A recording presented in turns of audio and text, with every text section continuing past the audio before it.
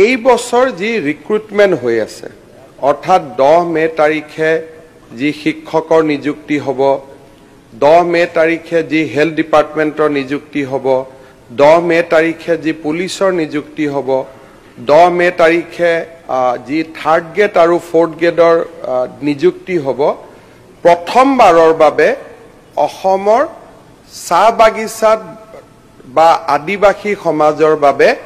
আমি 3% চাকৰি পোনপটীয়াভাৱে ৰিজাৰ্ভেশ্যন কৰিছো আমাৰ ৰাজ্যত 100খন হাই স্কুল প্ৰথমবাৰৰ বাবে আমি চাহ বাগিচাত স্থাপন কৰিছো আৰু এই 100খন স্কুলতে অসম্ভৱ ষ্টুডেন্ট হৈছে তাৰ প্ৰতি ডিমান্ডৰ প্ৰতি লক্ষ্য ৰাখি এইবাৰ আমি আৰু 100খন নতুনকৈ হাই স্কুল স্থাপনৰ কামত আগবাঢ়িছো যোৱাবাৰ সদনত আলোচনা হৈছিল যে চাহ বাগিচাৰ শ্ৰমিকে ইলেক্ট্ৰিচিটি ডিউজ দিব পৰা নাই আমি 150 কোটি টকা তেওঁলোকৰ হৈ ইলেক্ট্ৰিচিটি ডিউজ দি বকেয়া যিমান আছিল হিমানখিনি আমি তেওঁলোকক মাৰি দিয়াৰ বাবে আমি এটা সিদ্ধান্ত ললো যে চাহ বাগিচাৰ লাইনৰ মাটিখিনিৰ মালিক আমি বাগিচাৰ শ্ৰমিকক কৰি দিম লাইনৰ ৰাস্তা বনাবৰ কাৰণে 900 কোটি টকা অনুমোদন দিছো বাগিচাৰ স্কুল আৰু বাগিচাৰ হস্পিটালখিনিক ঠিক কৰিবৰ কাৰণে মোদী ডাঙৰীয়াই 700 কোটি টকা স্পেচিয়েল টু অসম 8 লাখ বাগিচাত শ্ৰমিক আছে এই 8 লাখ বাগিচাৰ শ্ৰমিকক প্ৰত্যেকজন শ্ৰমিকক আমি এটা নগদ ধনু দিম প্ৰথম কথাটো হ'ল আজি বাগিচাৰ শ্ৰমিকক অৰুণোদয় কোনে দিলে তাৰমানে বাগিচাৰ দৰমহাতেতো আমি অৱদান দিলো আজি যে 1250 টকা যে এতিয়া আমি মাহত দিলো হেতুটো দৰমহাতে আমি দিলো এতিয়া যে মই কিবা এটা দিম বুলি কৈছো সেইটোৱে মোটামুটি দৰমহা আপুনি কোৱা সংখ্যাটোতে লৈ যাব এই বছৰ যি ৰিক্ৰুটমেণ্ট হৈ আছে অৰ্থাৎ 10 মে তাৰিখে যি শিক্ষকৰ নিযুক্তি হ'ব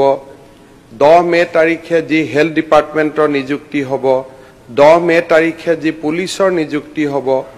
10 মে তাৰিখে যি থাৰ্ড গ্ৰেড আৰু ফৰ্থ গ্ৰেডৰ নিযুক্তি হ'ব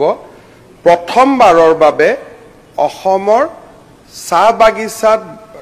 বা আদিবাসী সমাজৰ বাবে আমি 3% চাকৰি পোনপটীয়াভাৱে ৰিজাৰ্ভেশ্যন কৰিছো আমাৰ ৰাজ্যত 100খন হাই স্কুল প্ৰথমবাৰৰ বাবে আমি চাহ বাগিচাত স্থাপন কৰিছো আৰু এই 100খন স্কুলতে অসম্ভৱ ষ্টুডেন্ট হৈছে তাৰ প্ৰতি ডিমান্ডৰ প্ৰতি লক্ষ্য ৰাখি এইবাৰ আমি আৰু 100খন নতুনকৈ হাই স্কুল স্থাপনৰ কামত আগবাঢ়িছো যোৱাবাৰ সদনত আলোচনা হৈছিল যে চাহ বাগিচাৰ শ্ৰমিকে ইলেক্ট্ৰিচিটি ডিউজ দিব পৰা নাই আমি 150 কোটি টকা তেওঁলোকৰ হৈ ইলেক্ট্ৰিচিটি ডিউজ দি বকেয়া যিমান আছিল হিমানখিনি আমি তেওঁলোকক মাৰি দিয়াৰ বাবে আমি এটা সিদ্ধান্ত ললো যে চাহ বাগিচাৰ লাইনৰ মাটিখিনিৰ মালিক আমি বাগিচাৰ শ্ৰমিকক কৰি দিম লাইনৰ ৰাস্তা বনাবৰ কাৰণে 900 কোটি টকা অনুমোদন দিছো বাগিচাৰ স্কুল আৰু বাগিচাৰ হস্পিটালখিনিক ঠিক কৰিবৰ কাৰণে মোদী ডাঙৰীয়াই 700 কোটি টকা স্পেচিয়েল টু অসম 8 লাখ বাগিচাত শ্ৰমিক আছে এই 8 লাখ বাগিচাৰ শ্ৰমিকক প্ৰত্যেকজন শ্ৰমিকক আমি এটা নগদ ধনু দিম প্ৰথম কথাটো হ'ল আজি বাগিচাৰ শ্ৰমিকক অৰুণোদয় কোনে দিলে তাৰমানে বাগিচাৰ দৰমহাতেতো আমি অৱদান দিলো আজি যে 1250 টকা যে এতিয়া আমি মাহত দিলো হেতুটো দৰমহাতে আমি দিলো এতিয়া যে মই কিবা এটা দিম বুলি কৈছো সেইটোৱে মোটামুটি দৰমহা আপুনি কোৱা সংখ্যাটোতে লৈ যাব